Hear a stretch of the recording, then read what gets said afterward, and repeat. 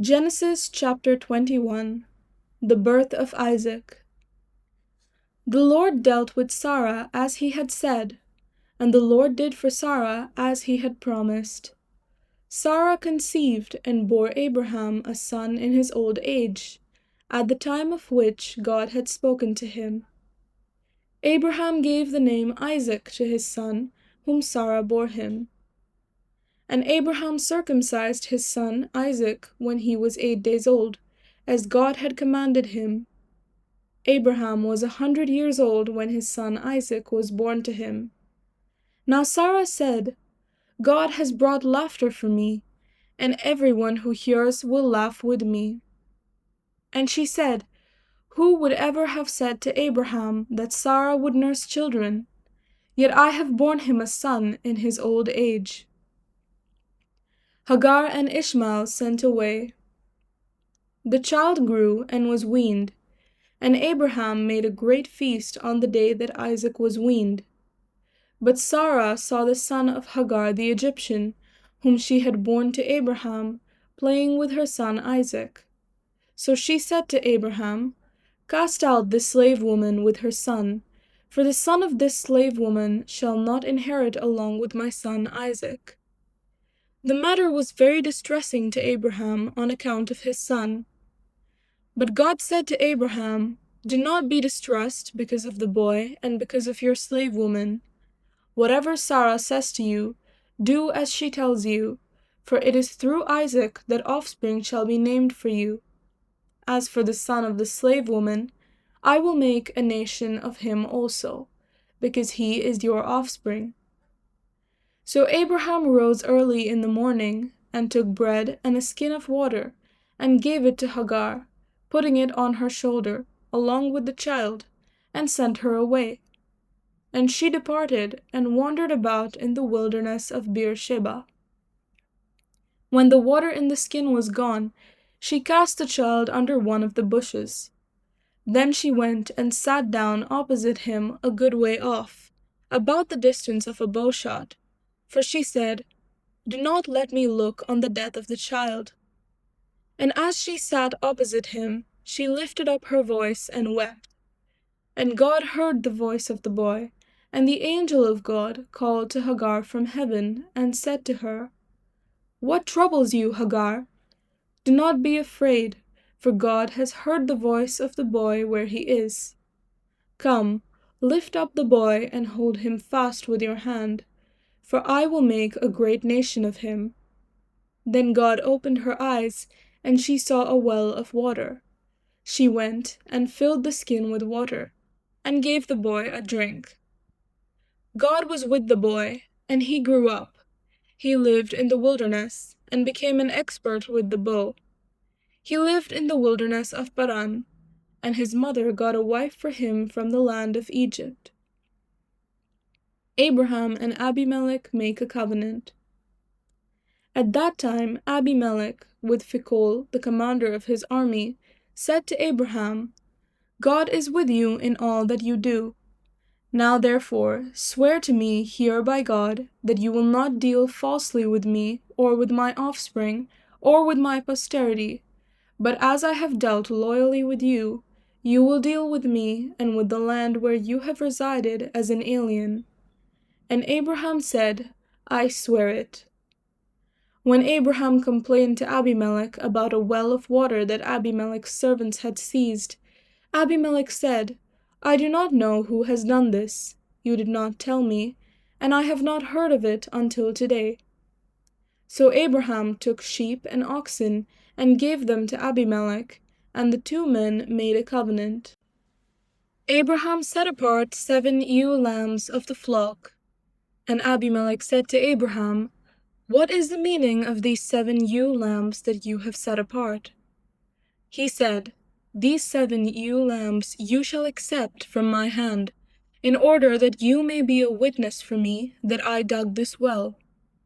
Therefore that place was called Beersheba, because there both of them swore an oath. When they had made a covenant at Beersheba, Abimelech, with Phicol, the commander of his army, left and returned to the land of the Philistines. Abraham planted a tamarisk tree in Beersheba, and called there on the name of the Lord, the everlasting God. And Abraham resided as an alien many days in the land of the Philistines. Genesis chapter 22. The command to sacrifice Isaac. After these things, God tested Abraham. He said to him, Abraham. And he said, Here I am. He said, Take your son, your only son Isaac, whom you love, and go to the land of Moriah, and offer him there as a burnt offering on one of the mountains that I shall show you. So Abraham rose early in the morning, saddled his donkey, and took 2 of his young men with him, and his son Isaac. He cut the wood for the burnt offering, and set out and went to the place in the distance that God had shown him. On the 3rd day, Abraham looked up and saw the place far away. Then Abraham said to his young men, Stay here with the donkey. The boy and I will go over there, we will worship, and then we will come back to you. Abraham took the wood of the burnt offering and laid it on his son Isaac, and he himself carried the fire and the knife. So the 2 of them walked on together. Isaac said to his father Abraham, Father. And he said, Here I am, my son. He said, The fire and the wood are here, but where is the lamb for a burnt offering? Abraham said, God himself will provide the lamb for a burnt offering, my son. So the 2 of them walked on together. When they came to the place that God had shown him, Abraham built an altar there and laid the wood in order. He bound his son Isaac and laid him on the altar, on top of the wood. Then Abraham reached out his hand and took the knife to kill his son. But the angel of the Lord called to him from heaven and said, Abraham, Abraham. And he said, Here I am. He said, Do not lay your hand on the boy, or do anything to him, for now I know that you fear God, since you have not withheld your son, your only son, from me. And Abraham looked up and saw a ram, caught in a thicket by its horns. Abraham went and took the ram, and offered it up as a burnt offering instead of his son. So Abraham called that place, The Lord will provide. As it is said to this day, On the mount of the Lord it shall be provided. The angel of the Lord called to Abraham a second time from heaven, and said, By myself I have sworn, says the Lord, because you have done this, and have not withheld your son, your only son, I will indeed bless you, and I will make your offspring as numerous as the stars of heaven, and as the sand that is on the seashore. And your offspring shall possess the gate of their enemies, and by your offspring shall all the nations of the earth gain blessing for themselves, because you have obeyed my voice. So Abraham returned to his young men, and they arose and went together to Beersheba, and Abraham lived at Beersheba. The children of Nahor. Now after these things it was told Abraham, Milcah also has borne children to your brother Nahor. Uz the firstborn, Buz his brother, Kemuel the father of Aram, Chesed, Hazo, Pildash, Jidlaph, and Bethuel. Bethuel became the father of Rebekah. These 8 Milcah bore to Nahor, Abraham's brother. Moreover, his concubine, whose name was Reumah, bore Tebah, Gaham, Tahash, and Maacah. Genesis chapter 23. Sarah's death and burial. Sarah lived 127 years. This was the length of Sarah's life. And Sarah died at Kiriath Arba, that is, Hebron, in the land of Canaan. And Abraham went in to mourn for Sarah, and to weep for her. Abraham rose up from beside his dead, and said to the Hittites, I am a stranger and an alien residing among you. Give me property among you for a burying place, so that I may bury my dead out of my sight." The Hittites answered Abraham, "Hear us, my lord. You are a mighty prince among us. Bury your dead in the choicest of our burial places. None of us will withhold from you any burial ground for burying your dead." Abraham rose and bowed to the Hittites, the people of the land.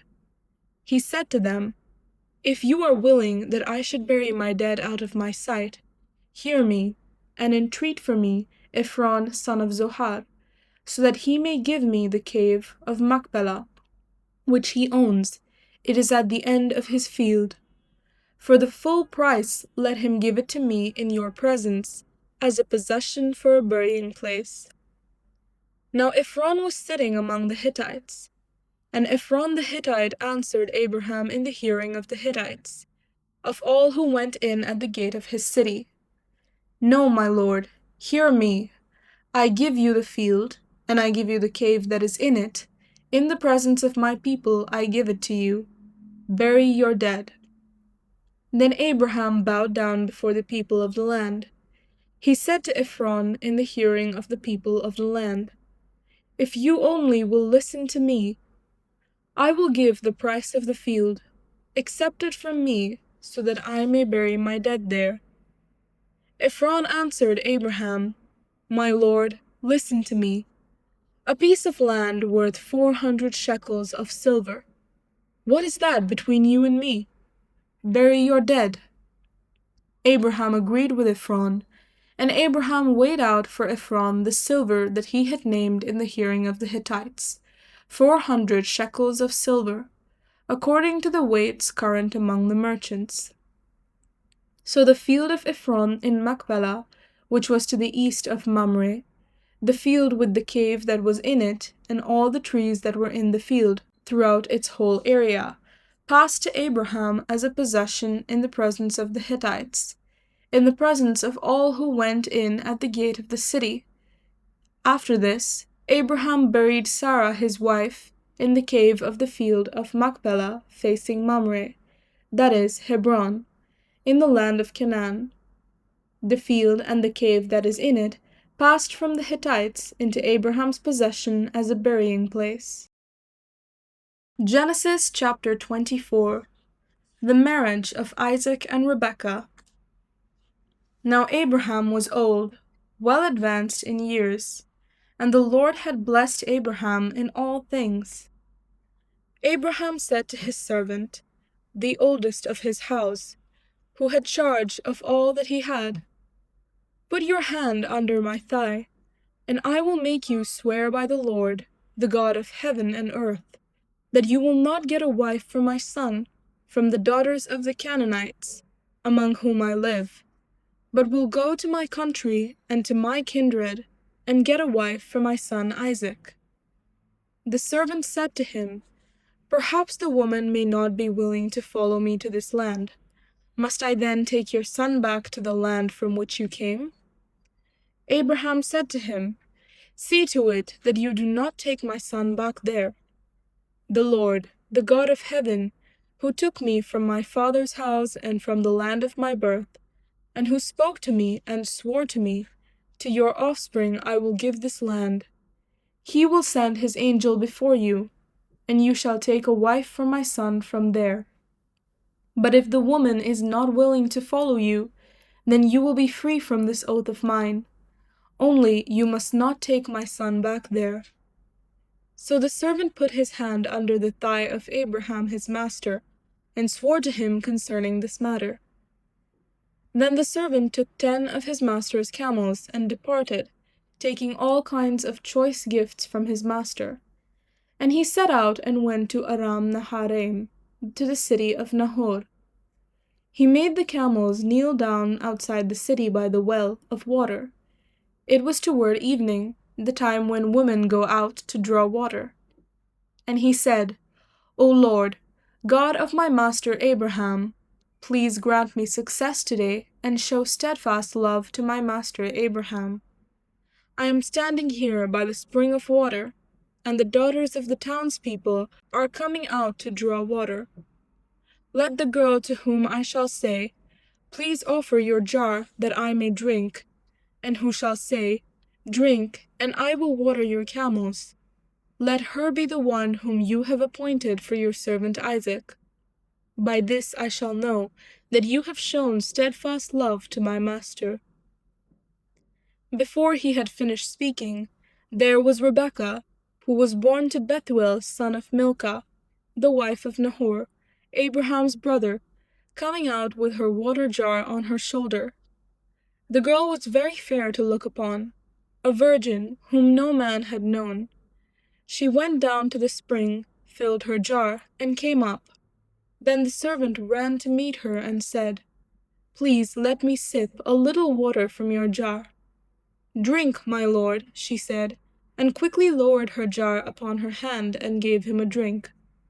When she had finished giving him a drink, she said, "I will draw for your camels also, until they have finished drinking." So she quickly emptied her jar into the trough, and ran again to the well to draw, and she drew for all his camels. The man gazed at her in silence to learn whether or not the Lord had made his journey successful. When the camels had finished drinking, the man took a gold nose ring weighing a half shekel, and 2 bracelets for her arms weighing 10 gold shekels, and said, "Tell me whose daughter you are. Is there room in your father's house for us to spend the night?" She said to him, "I am the daughter of Bethuel son of Milcah, whom she bore to Nahor." She added, "We have plenty of straw and fodder and a place to spend the night." The man bowed his head and worshipped the Lord and said, "Blessed be the Lord, the God of my master Abraham, who has not forsaken his steadfast love and his faithfulness toward my master. As for me, the Lord has led me on the way to the house of my master's kin." Then the girl ran and told her mother's household about these things. Rebekah had a brother whose name was Laban, and Laban ran out to the man, to the spring. As soon as he had seen the nose ring and the bracelets on his sister's arms, and when he heard the words of his sister Rebekah, "Thus the man spoke to me," he went to the man, and there he was, standing by the camels at the spring. He said, "Come in, O blessed of the Lord. Why do you stand outside when I have prepared the house and a place for the camels?" So the man came into the house, and Laban unloaded the camels, and gave him straw and fodder for the camels, and water to wash his feet and the feet of the men who were with him. Then food was set before him to eat. But he said, "I will not eat until I have told my errand." He said, "Speak on." So he said, "I am Abraham's servant. The Lord has greatly blessed my master, and he has become wealthy. He has given him flocks and herds, silver and gold, male and female slaves, camels and donkeys. And Sarah, my master's wife, bore a son to my master when she was old, and he has given him all that he has. My master made me swear, saying, 'You shall not take a wife for my son from the daughters of the Canaanites, in whose land I live, but you shall go to my father's house, to my kindred, and get a wife for my son.' I said to my master, 'Perhaps the woman will not follow me.' But he said to me, 'The Lord, before whom I walk, will send his angel with you and make your way successful. You shall get a wife for my son from my kindred, from my father's house. Then you will be free from my oath when you come to my kindred. Even if they will not give her to you, you will be free from my oath.' I came today to the spring and said, 'O Lord, the God of my master Abraham, if now you will only make successful the way I am going. I am standing here by the spring of water. Let the young woman who comes out to draw, to whom I shall say, "Please give me a little water from your jar to drink," and who will say to me, "Drink, and I will draw for your camels also." Let her be the woman whom the Lord has appointed for my master's son." Before I had finished speaking in my heart, there was Rebekah coming out with her water jar on her shoulder, and she went down to the spring and drew. I said to her, "Please let me drink." She quickly let down her jar from her shoulder and said, "Drink, and I will also water your camels." So I drank, and she also watered the camels. Then I asked her, "Whose daughter are you?" She said, "The daughter of Bethuel, Nahor's son, whom Milcah bore to him." So I put the ring on her nose and the bracelets on her arms. Then I bowed my head and worshipped the Lord, and blessed the Lord, the God of my master Abraham, who had led me by the right way to obtain the daughter of my master's kinsman for his son. Now then, if you will deal loyally and truly with my master, tell me, and if not, tell me, so that I may turn either to the right hand or to the left." Then Laban and Bethuel answered, "The thing comes from the Lord. We cannot speak to you anything bad or good. Look, Rebekah is before you. Take her and go, and let her be the wife of your master's son, as the Lord has spoken." When Abraham's servant heard their words, he bowed himself to the ground before the Lord. And the servant brought out jewelry of silver and of gold, and garments, and gave them to Rebekah. He also gave to her brother and to her mother costly ornaments. Then he and the men who were with him ate and drank, and they spent the night there. When they rose in the morning, he said, "Send me back to my master." Her brother and her mother said, "Let the girl remain with us a while, at least 10 days. After that she may go." But he said to them, "Do not delay me, since the Lord has made my journey successful. Let me go, that I may go to my master." They said, "We will call the girl and ask her." And they called Rebekah and said to her, "Will you go with this man?" She said, "I will." So they sent away their sister Rebekah and her nurse, along with Abraham's servant and his men. And they blessed Rebekah and said to her, "May you, our sister, become thousands of myriads. May your offspring gain possession of the gates of their foes." Then Rebekah and her maids rose up, mounted the camels, and followed the man. Thus the servant took Rebekah and went his way. Now Isaac had come from Beer Lahai Roi, and was settled in the Negeb. Isaac went out in the evening to walk in the field, and looking up, he saw camels coming. And Rebekah looked up, and when she saw Isaac, she slipped quickly from the camel, and said to the servant, "Who is the man over there, walking in the field to meet us?" The servant said, "It is my master." So she took her veil and covered herself. And the servant told Isaac all the things that he had done. Then Isaac brought her into his mother Sarah's tent. He took Rebekah, and she became his wife, and he loved her. So Isaac was comforted after his mother's death. Genesis chapter 25. Abraham marries Keturah. Abraham took another wife, whose name was Keturah. She bore him Zimran, Jokshan, Medan, Midian, Ishbak, and Shuah. Jokshan was the father of Sheba and Dedan. The sons of Dedan were Ashurim, Letushim, and Leumim.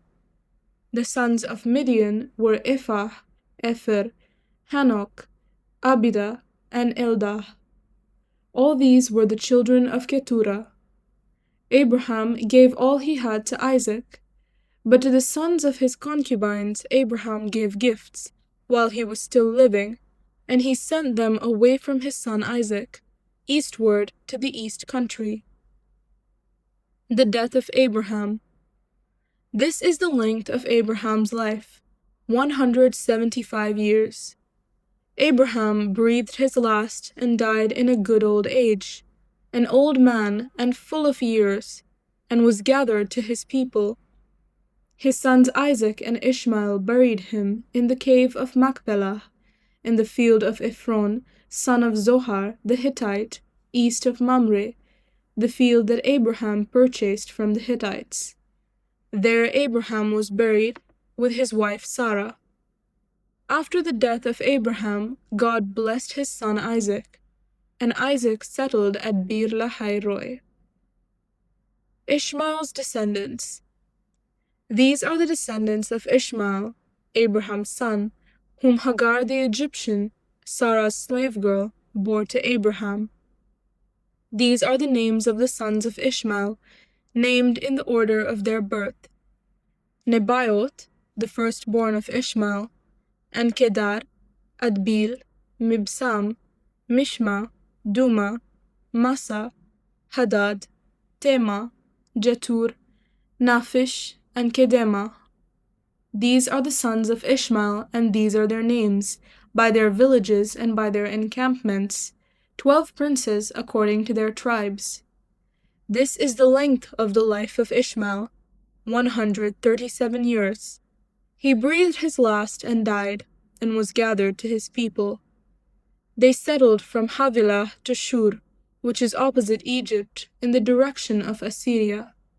He settled down alongside of all his people. The birth and youth of Esau and Jacob. These are the descendants of Isaac, Abraham's son. Abraham was the father of Isaac, and Isaac was 40 years old when he married Rebekah, daughter of Bethuel the Aramean of Padan Aram, sister of Laban the Aramean. Isaac prayed to the Lord for his wife, because she was barren, and the Lord granted his prayer, and his wife Rebekah conceived. The children struggled together within her, and she said, "If it is to be this way, why do I live?"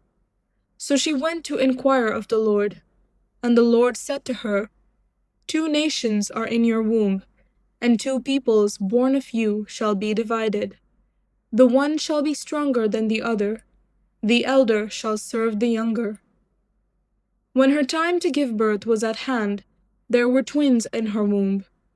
The first came out all red, all his body like a hairy mantle, so they named him Esau.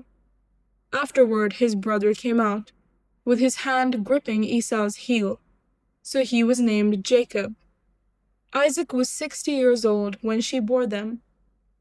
When the boys grew up, Esau was a skillful hunter, a man of the field, while Jacob was a quiet man, living in tents.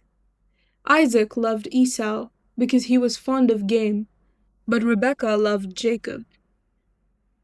Esau sells his birthright.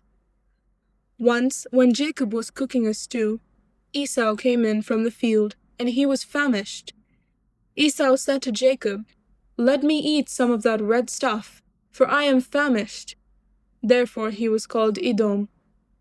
Jacob said, "First sell me your birthright." Esau said, "I am about to die. Of what use is a birthright to me?" Jacob said, "Swear to me first."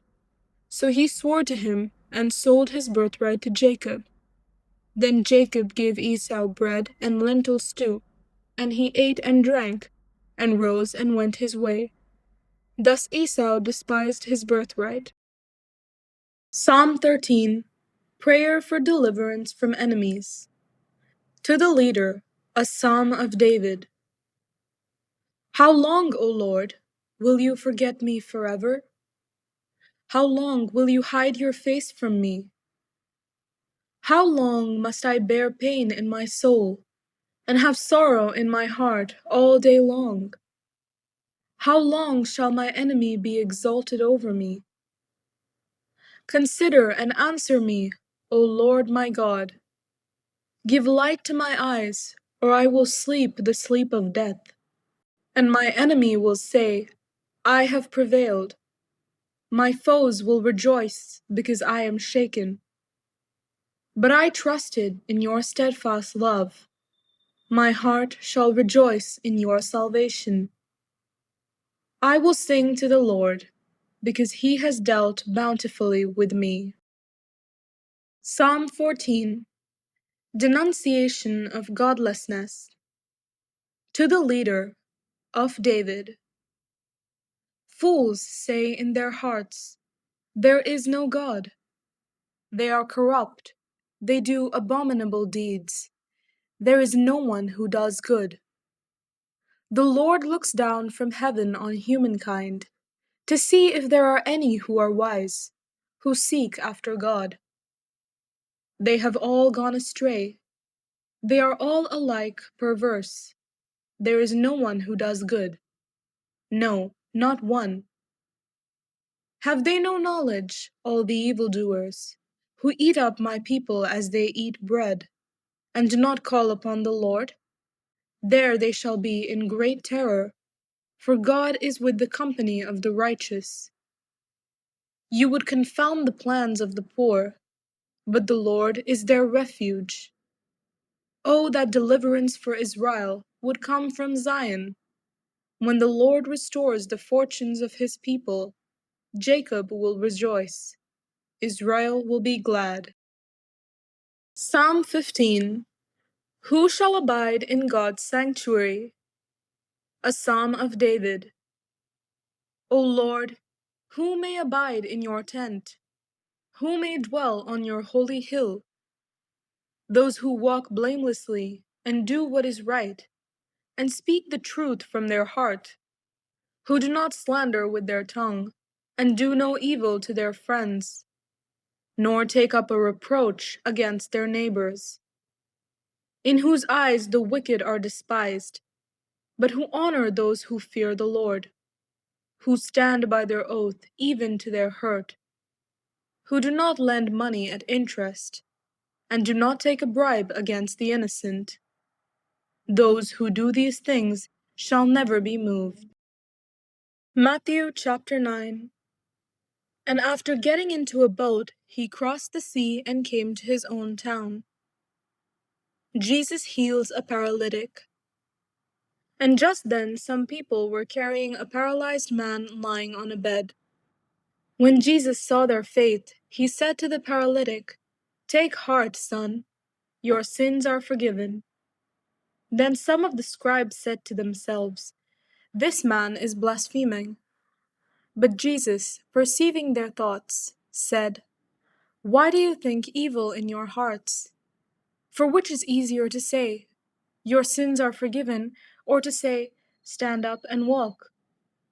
But so that you may know that the Son of Man has authority on earth to forgive sins." He then said to the paralytic, "Stand up, take your bed, and go to your home." And he stood up and went to his home. When the crowd saw it, they were filled with awe, and they glorified God, who had given such authority to human beings. The call of Matthew. As Jesus was walking along, he saw a man called Matthew sitting at the tax booth. And he said to him, "Follow me." And he got up and followed him. And as he sat at dinner in the house, many tax collectors and sinners came and were sitting with him and his disciples. When the Pharisees saw this, they said to his disciples, "Why does your teacher eat with tax collectors and sinners?" But when he heard this, he said, "Those who are well have no need of a physician, but those who are sick. Go and learn what this means. I desire mercy, not sacrifice. For I have come to call not the righteous, but sinners." The question about fasting. Then the disciples of John came to him, saying, "Why do we and the Pharisees fast often, but your disciples do not fast?" And Jesus said to them, "The wedding guests cannot mourn as long as the bridegroom is with them, can they? The days will come when the bridegroom is taken away from them, and then they will fast. No one sews a piece of unshrunk cloth on an old cloak, for the patch pulls away from the cloak, and a worse tear is made. Neither is new wine put into old wineskins. Otherwise the skins burst, and the wine is spilled, and the skins are destroyed. But new wine is put into fresh wineskins, so both are preserved. A girl restored to life and a woman healed. While he was saying these things to them, suddenly a leader of the synagogue came in and knelt before him, saying, "My daughter has just died, but come and lay your hand on her, and she will live." And Jesus got up and followed him with his disciples. Then suddenly a woman who had been suffering from hemorrhages for 12 years came up behind him and touched the fringe of his cloak. For she said to herself, "If I only touch his cloak, I will be made well." Jesus turned, and seeing her, he said, "Take heart, daughter, your faith has made you well." And instantly the woman was made well. When Jesus came to the leader's house and saw the flute players and the crowd making a commotion, he said, "Go away, for the girl is not dead, but sleeping." And they laughed at him. But when the crowd had been put outside, he went in and took her by the hand, and the girl got up. And the report of this spread throughout that district. Jesus heals two blind men. As Jesus went on from there, two blind men followed him, crying loudly, "Have mercy on us, Son of David." When he entered the house, the blind men came to him, and Jesus said to them, "Do you believe that I am able to do this?" They said to him, "Yes, Lord." Then he touched their eyes and said, "According to your faith, let it be done to you." And their eyes were opened. Then Jesus sternly ordered them, "See that no one knows of this." But they went away and spread the news about him throughout that district. Jesus heals one who was mute. After they had gone away, a demoniac who was mute was brought to him. And when the demon had been cast out, the one who had been mute spoke, and the crowds were amazed and said, "Never has anything like this been seen in Israel." But the Pharisees said, "By the ruler of the demons he casts out the demons." The harvest is great, the laborers few. Then Jesus went about all the cities and villages, teaching in their synagogues, and proclaiming the good news of the kingdom, and curing every disease and every sickness. When he saw the crowds, he had compassion for them, because they were harassed and helpless, like sheep without a shepherd. Then he said to his disciples, "The harvest is plentiful, but the laborers are few. Therefore ask the Lord of the harvest to send out laborers into his harvest." Matthew chapter 10. The 12 Apostles. Then Jesus summoned his 12 disciples and gave them authority over unclean spirits, to cast them out, and to cure every disease and every sickness. These are the names of the 12 apostles. First, Simon, also known as Peter, and his brother Andrew. James, son of Zebedee, and his brother John. Philip and Bartholomew. Thomas and Matthew the tax collector. James, son of Alphaeus, and Thaddeus. Simon the Cananean, and Judas Iscariot, the one who betrayed him. The mission of the 12.